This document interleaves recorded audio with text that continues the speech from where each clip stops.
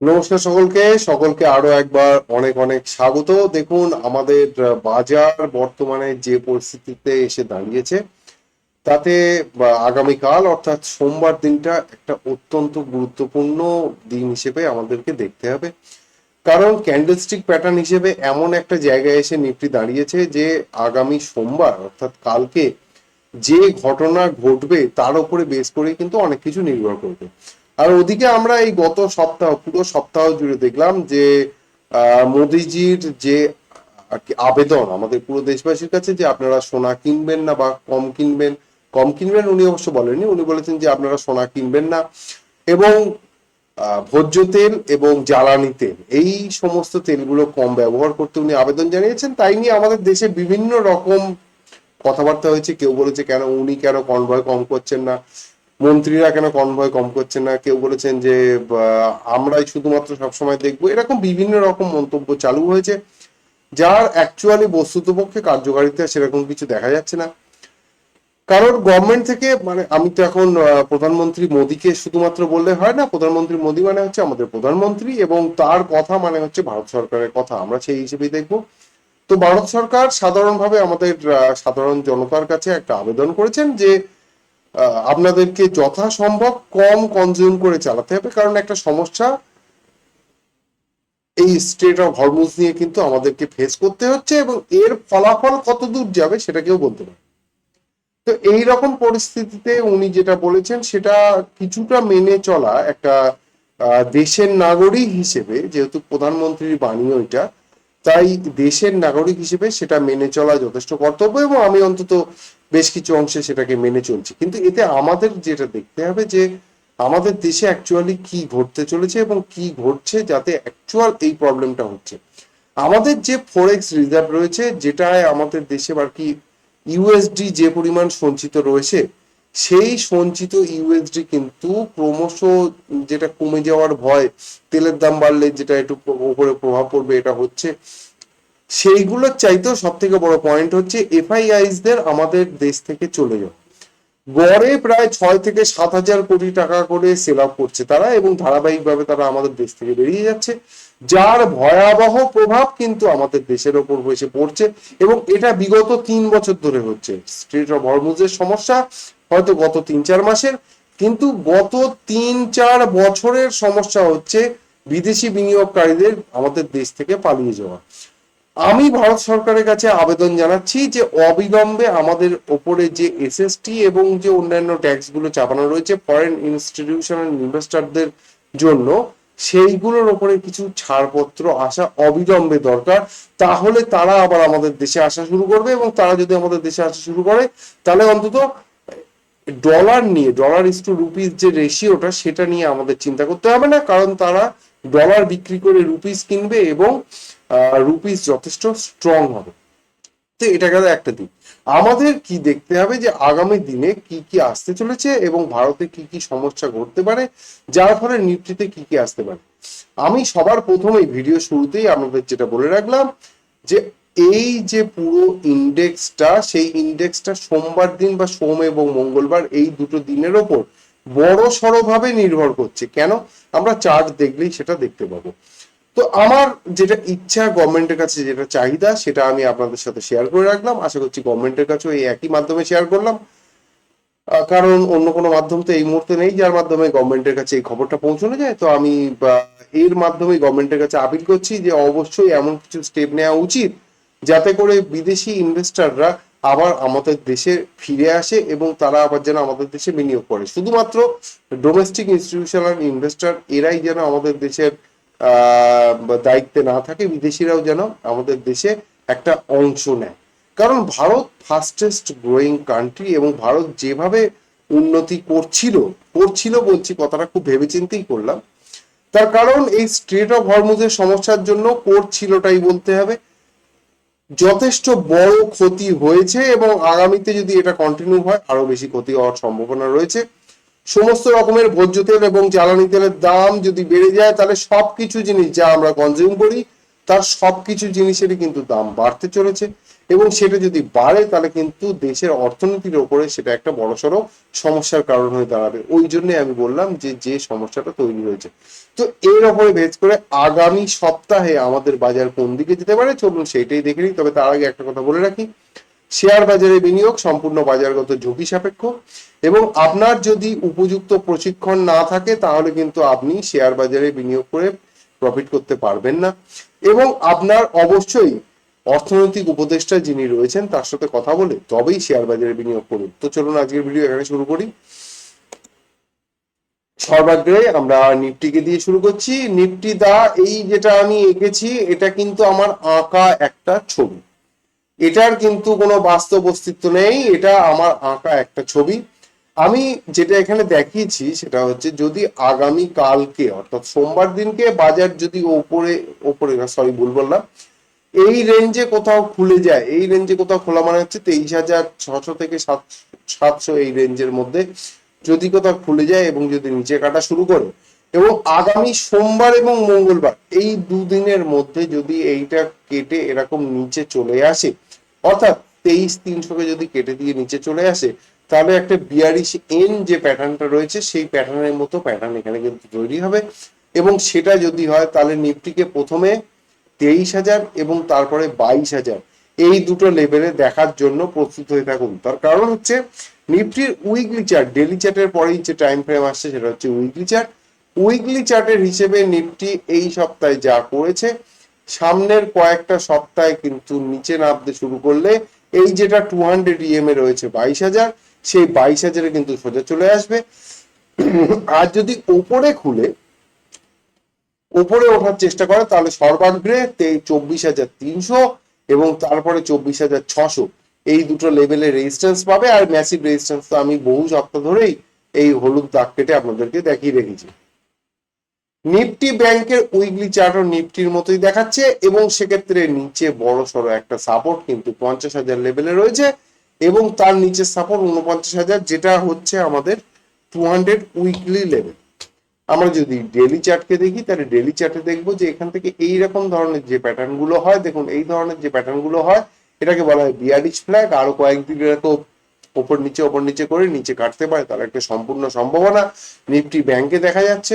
যদি এই সম্ভাবনাকে নেগেটিভ করে ওপরের দিকে যেতে হয় তাহলে 54,800 একটা অত্যন্ত গুরুত্বপূর্ণ লেভেল। 54,800 এই লেভেলকে কেটে ব্যাংক নিফটি ওপরে উঠতে পারলে তাহলেই ওপরে উঠবে, নয়তো কিন্তু নিচের যে লেভেলটা আমি দেখালাম উইকলি চার্টের হিসেবে সর্বগ্রে 50,100 এই লেভেলে চলে আসবে এবং তারপরে কিন্তু 49,500 বা 49,200 ওই লেভেলে চলে আসবে। ইউএসডি আইএনআর এই সপ্তাহে জবরদস্ত একটা ওপরে মুভ দিয়েছে, যেমনটা আমরা আশা করেছিলাম যে হয়তো ইউএসডি আইএনআর খুব তাড়াতাড়ি 100-র দিকে এগোতে চলেছে, সেটাই দেখতে পাচ্ছি। এবং আরবিআই আর ভারত সরকার এদের দুজনের পক্ষ থেকে যেটা বললাম, এফআইআইস কে অবিলম্বে ভারতে ফেরত আনার এই অপশন যদি না তৈরি করা যায়, কারণ আমাদের তেল যদি দামে বেশি হয় তাহলে তো তেল তো আমাদের দামে বেশি দিয়ে কিনতেই হবে, সেটা সূর্যমুখী তেল হোক বা জ্বালানি তেল, জ্বালানি তেলের একটু গুরুত্ব বেশি আর সূর্যমুখী তেলের একটু গুরুত্ব কম, কিন্তু আমাদের সেটা টাকা বিক্রি করে ডলার কিনে আমাদেরকে কিন্তু এটাকে কিনতে হবে। আর এই রকম অবস্থা যখনই তৈরি হবে তখনই কিন্তু টাকার দাম কমতে থাকবে, যেমনটা এখানে আমরা দেখছি এবং খুব দ্রুত গতিতে 100-র দিকে যাচ্ছে। ইতিমধ্যে 96 লেভেল ক্রস করে জাস্ট 96 লেভেলের একটু নিচে 95-95-তে কিন্তু ইউএসডি আইএনআর শেষ করেছে। কিন্তু একটা কথা মাথায় রাখতে হবে, ইউএসডি আইএনআর এখন থেকে যদি আমরা প্রিকশন নেওয়া শুরু না করি তাহলে আর মাত্র 5-6% বাকি রয়েছে 100 হতে, সেটা কিন্তু খুব কুইক হয়ে যাবে এবং 100-র উপরে দুরন্ত গতিতে ইউএসডি আইএনআর উঠে যাবে, সে আপনি যাই চান না কেন এটা কিন্তু ঘটবে। ইন্ডিয়া ভিক্স ডেইলি চার্টের হিসেবে যেখানে শেষ করেছে এখানেই একটা রেজিস্ট্যান্স রয়েছে উপরে ঠিক 1978, আপনি 20-তেই ধরুন, 20-তে একটা বড় সড়ো রেজিস্ট্যান্স রয়েছে, এখন রয়েছে 1879। যদি নিচে আসে নিচে 1540-এর আশপাশে কিন্তু বড় সড়ো একটা সাপোর্ট পাবে। এই সপ্তাহে পজিটিভ মুভমেন্ট হয়েছে উইকলি চার্টের হিসেবে। যদি নিচে কাটা শুরু না করে তাহলে কিন্তু ওই যে ওপরে রেজিস্ট্যান্স আমি একটু আগে বললাম ওই রেজিস্ট্যান্সকে কেটে দিয়ে কিন্তু 24-এর দিকে দুরন্ত গতিতে চলে যাবে বাজার, সেটা কিন্তু মেনে নিতে হবে। আর যদি 24-এর দিকে একবার ইন্ডিয়া ভিক্স উঠে চলে যায় তাহলে জবরদস্ত একটা ইন্ডিয়া ভিক্সের জবরদস্ত একটা র্যালি দেখার সম্ভাবনা তৈরি হবে এবং তাতে কিন্তু আমাদের বাজার যথেষ্ট দুলবে, সেই অনুযায়ী ঘটনা তৈরি হবে। ভিক্স এমন একটা ইন্ডিকেটর এখানে, যে ইন্ডিকেটর আমাদের বলে দিচ্ছে যে ভবিষ্যতে ডোনাল্ড ট্রাম্প আবারও চীনের দেয়া কোনো গিফটকে ফিরিয়ে দিয়ে, মানে গিফট তো উনি গ্রহণ করেছিলেন, গিফটকে রেখে দিয়ে পালিয়ে গিয়েছেন চীন থেকে। পালিয়ে গিয়েছেন কথাটা বলছি কারণ ওনার নেওয়ার সাহস হয়নি এয়ারফোর্স ওয়ানের এরোপ্লেনে চীনের দেয়া কোনো গিফটকে। এবং চীনের রাষ্ট্রপতির যে নোটবুক, সেই নোটবুকও উনি কিন্তু উল্টিয়ে পাল্টিয়ে দেখেছেন। এটা কেবলমাত্র কিউরিওসিটি না, এটা ভয়ের থেকে, চীনের ওপরে যথেষ্ট ভয় রয়েছে। চীন যে ইলেকট্রনিক্স ডিভাইস দিয়েছে, সেই ইলেকট্রনিক্স ডিভাইসের মাধ্যমে আমেরিকার প্রভূত ক্ষতি সম্ভব হতে পারে। তার কারণ আমেরিকা কিন্তু ময়ূর পুচ্ছধারী কাক বর্তমানে, তার কাছে শুধু টাকাটাই রয়েছে, বাদ বাকি সব কিনে চালায়। তো যাই হোক, এরকম কোনো ঘটনার ফলে যদি কোনো বিরূপ ঘটনার সৃষ্টি হয়, তাহলে ইন্ডিয়া ভিক্স এখান থেকে কিন্তু ওপর দিকে ওঠা শুরু করবে এবং 20 এই লেভেলটা কাটার পরে কিন্তু 24 এই লেভেলের দিকে দুরন্ত গতিতে চলে যাবে। আর যদি সেটা যায় তাহলে কিন্তু বাজারে একটা কারেকশন আসবেই আসবে, সেটা কিন্তু ঠেকানো সম্ভব হবে না। এবং বাজারে কারেকশন শুধু বলবো না, বাজারে কিন্তু একটা ভোলাটিলিটি আসবে, দারুণ ভোলাটিলিটি। গোল্ড এই সপ্তাহে আমাদের কাটা হলুদ দাগকে কেটে, যেটাকে আমি উদাহরণ দিয়েছিলাম কুমড়ো শাক, আর কি কুমড়ো শাক, হলুদ রঙের পাকা কঞ্চি বেয়ে যাচ্ছিল, সেটাকে কেটে ব্রেকআউট দিয়েছে। এবং একই সঙ্গে দেখিয়ে রাখি সিলভারও এখানে ব্রেকআউট দিয়েছে। কিন্তু উইকলি চার্টের এই ক্যান্ডেলকে বলা হয় শুটিং স্টার, যদিও তার আগে একটা ট্রেন্ড থাকা দরকার, যেটা হয়নি। আর ডেইলি চার্টে এখানে একটা আইল্যান্ড রিভার্সাল প্যাটার্ন তৈরি হয়েছে সিলভারের চার্টে। সিলভারের ডেইলি চার্টে একটা আইল্যান্ড রিভার্সাল প্যাটার্ন তৈরি হয়েছে। যদি না এই গ্যাপকে কভার আপ করতে পারে, তাহলে কিন্তু সিলভার 2,14,000 থেকে 15,000 লেভেলে ইজিলি নেমে আসার ক্ষমতা রাখে। এবং গোল্ড, অবশ্যই হলুদ দাগটা প্রথমে কাটতে হবে গোল্ডকে, কারণ গোল্ড অনেক স্ট্রং আছে। গোল্ড কিন্তু 1,48,000, এখন 1,58,000 রয়েছে, 1,48,000 নেমে আসার ক্ষমতা রাখে। RSI ডেলি চার্টে গোল্ডের যথেষ্ট ভালো রয়েছে এবং সিলভারেও একইভাবে যথেষ্ট ভালো রয়েছে। কিন্তু সিলভারের ডেলি চার্ট আর উইকলি চার্টে ক্যান্ডেলস্টিক প্যাটার্নের যে সমস্যাটা তৈরি হয়েছে, সেই সমস্যাটা কিন্তু সিলভারকে যথেষ্ট নিচে নামিয়ে নিয়ে আসতে পারে এবং 2,14,000 থেকে 15,000 লেভেলে কিন্তু সিলভার নামিয়ে আসতে পারে, এবার নেমে আসতে পারে। এবার সেটা কিন্তু ওভার দ্য নাইট হবে না, ধীরে ধীরে ধীরে ধীরে হবে। তার কারণ আমাদের দেশে কিছু নিয়ম ইমপ্লিমেন্ট করার জন্যই এই সিলভার এবং গোল্ডের দামে বৃদ্ধি হয়েছিল এবং সেটা কমে এসেছে। এটা কিন্তু কোনো গ্লোবাল কারণের জন্য হয়নি। আর গ্লোবাল কারণের জন্য যদি না হয়, তাহলে কিন্তু সেটা কনসিস্টেন্টলি থাকতে পারে না। ক্রুড অয়েল এই সপ্তাহে আবার উপরের দিকে যাওয়ার চেষ্টা করছে, এমন ভাবে ডেলি চার্ট দেখে মনে হচ্ছে যে ক্রুড অয়েল কিন্তু জবরদস্ত ভাবে উপরে যেতে পারে। উইকলি চার্টে যথেষ্ট ভালো রয়েছে। যদি একবার এই লেভেলটা 10,500 লেভেল যদি ডিসাইসিভ ভাবে কেটে দেয়, ভালোভাবে কেটে দেয়, তাহলে কিন্তু আবারও বলছি ক্রুড 12,000-এর দিকে এগিয়ে যাবে, খুব দ্রুত গতিতে এগিয়ে যাবে। এবং সেক্ষেত্রে তাহলে ক্রুড যদি এগিয়ে যায়, তাহলে আমাদের দেশের ইন্টারনাল কারণের জন্য যেমন সোনা এবং রূপোর প্রবলেম হয়েছে দামে, ক্রুডের দামে তো আর সেই প্রবলেমটা হবে না ইন্টারনাল কারণের জন্য, তার মানে এক্সটার্নাল কারণের জন্য হবে। যদি একবার গিয়ে 10,500 বেরিয়ে যায়, তাহলে জানবেন যে ইরান ঘোটালা বড়সড় হতে চলেছে এবং ইরান আবারও সমুদ্রে ইরাকের দেখা দেখি তেল ঢালতে চলেছে। তার একটা সম্ভাবনা তৈরি হচ্ছে, যেটা আমাদের ছোটবেলায় আমরা শুনেছিলাম যে ইরাক অপরিশোধিত তেল সমুদ্রে ছেড়ে দিয়েছে। সেই রকমই কিন্তু সমস্যা তখন আবার আসতে পারে যদি ক্রুড 10,500 বাড়ে, মানে ওইদিকে সমস্যা হবে, সেই মতো করে এদিকে অ্যাডজাস্ট হবে। এটা হচ্ছে ক্রুড।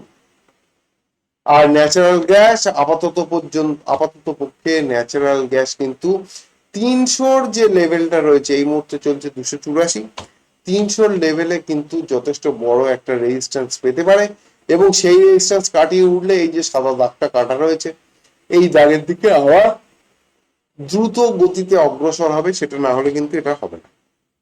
অর্থাৎ 300 কাটা অবশ্যম্ভাবিক, মানে 300 কাটাটা অত্যন্ত গুরুত্বপূর্ণ। ন্যাচারাল গ্যাস 300 কাটলে তাহলে ওপরের দিকে মুভ হবে, এবং 300 কেটে সাস্টেন করলে 440-এর দিকে আবারও চলে যাবে। ডাও জোন্স লাস্টের দিনে খুব ভালো একটা পলতে নামিয়েছে।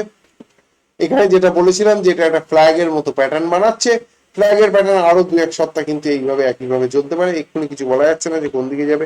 ফ্ল্যাগের প্যাটার্ন 2-1 সপ্তাহ এখন এইভাবে চলতে পারে সাইডওয়েজ, তারপরে ব্রেক ডাউন যদি দেয় তাহলে নিচে আসবে, তখনকার লেভেল তখন দেখতে হবে। ব্রেক আপ যদি দেয় তখন ওপরে যাবে এবং নতুন হাই করবে, ঠিক যেমনটা করেছে নাসড্যাক। নাসড্যাক এই সপ্তাহে কিন্তু আমেরিকার বাজারে নাসড্যাক এই সপ্তাহে যে দোজি ক্যান্ডেলস্টিক প্যাটার্নটা উইকলি চার্টে তৈরি করেছে, ডেইলি চার্টে তো ডেফিনেটলি এরকম না। ডেইলি চার্টে যথেষ্ট বুলিশ, উইকলি চার্টে যথেষ্ট বুলিশ, কিন্তু যে পজিশন এই মুহূর্তে তৈরি করেছে, আগামী সপ্তাহে যদি নিচে খুলে সাস্টেন করে তাহলে ম্যাক্সিমাম রেঞ্জ আপাতত দেখা যাচ্ছে 27,700, এখন রয়েছে 29,100। 27,700 থেকে 28,000 এই রেঞ্জ পর্যন্ত নেমে আসতে পারে। আর যদি ওপরে খোলে তাহলে এরকম একটা ক্যান্ডেল ওপরের দিকে দিতে চলেছে, তার জন্য কিন্তু মানসিকভাবে প্রস্তুত থাকুন।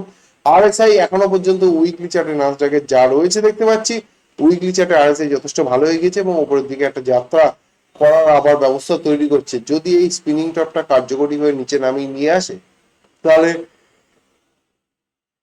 একদিক দিয়ে ঠিক আছে, সেটা যদি না হয় তাহলে কিন্তু নাসডাকও যথেষ্ট ওপরের দিকে যাবে। তো পুরো বিশ্ববাজার দেখে আমরা যেটা দেখতে পেলাম যে আমাদের বাজার এই মুহূর্তে তেলের দামের ওপরে বিপুলভাবে নির্ভরশীল রয়েছে, এবং বিদেশি লোকজনের, বিশেষ করে ডোনাল্ড ট্রাম্প তার কথোপকথনের উপর নির্ভর করে ইরান কি অ্যাকশন নিচ্ছে তার উপরে নির্ভর করে আমাদের স্টক মার্কেট কিন্তু পারফর্ম করতে চলেছে। চায়নার সাথে কথাবার্তা সেমন ফলপ্রসূ হয়নি। উনি ওনার সাঙ্গপাঙ্গ নিয়ে চায়নায় গিয়েছিলেন যে আমার সাঙ্গপাঙ্গরা চায়নায় ব্যবসা করতে পারছে না, প্লিজ সুযোগ করে দিন। চাইনিজরা যেহেতু স্বয়ং সম্পূর্ণ, তাদের ভারতের মতো অবস্থা নেই, তাদের ফেসবুক নিজস্ব, তাদের হোয়াটসঅ্যাপ নিজস্ব, ইভেন তাদের সমস্ত সার্ভারও নিজস্ব, তাদের সমস্ত ইমেলও নিজস্ব, তাই তারা এই কথায় বিন্দুমত কর্ণপাত করেনি এবং ইরানের সমস্যাও কোনো সমাধান হয়নি, যার জন্য কিন্তু দিনের শেষে আমরা দেখতে পেয়েছি ক্রুড ওপরের দিকে গিয়ে শেষ হয়েছে এবং ইন্ডিয়া ভিক্স ওপরের দিকে ওঠার জন্য প্রস্তুত হয়ে শেষ হয়েছে। তো আগামী সপ্তাহটা একটা অত্যন্ত গুরুত্বপূর্ণ সপ্তাহ হতে চলেছে, যে সপ্তাহে আমরা একটা নির্ণায়ক সিদ্ধান্ত পেতে চলেছি যে আগামী কিছুদিনের মধ্যে যুদ্ধ শেষ হচ্ছে নাকি আরো বাড়তে চলেছে। আজ থেকে প্রায় দিন 15 আগে একটা সম্ভাবনা তৈরি হয়েছে, দিন 15 না, আজ থেকে প্রায় 1 মাস আগে একটা সম্ভাবনা তৈরি হয়েছিল যে যুদ্ধ হয়তো শেষ হতে চলেছে, সেটা যেহেতু হয়নি, সুতরাং এই যুদ্ধের লংজিভিটি যথেষ্ট বৃদ্ধি পাওয়ার সম্ভাবনাই প্রবল। তো আমরা সঙ্গে সঙ্গে, যেহেতু আমরা বাজারের লোক, আমাদের কাজ হচ্ছে সঙ্গে সঙ্গে বাজারের সাথে থেকে বাজারকে উপলব্ধি করা। সবাই ভালো থাকুন, সুস্থ থাকুন এবং শেয়ার বাজারে প্রচুর প্রচুর প্রচুর প্রফিট করুন, এই শুভকামনা জানিয়ে আজকে ভিডিও এখানেই শেষ করছি। হর হর মহাদেব।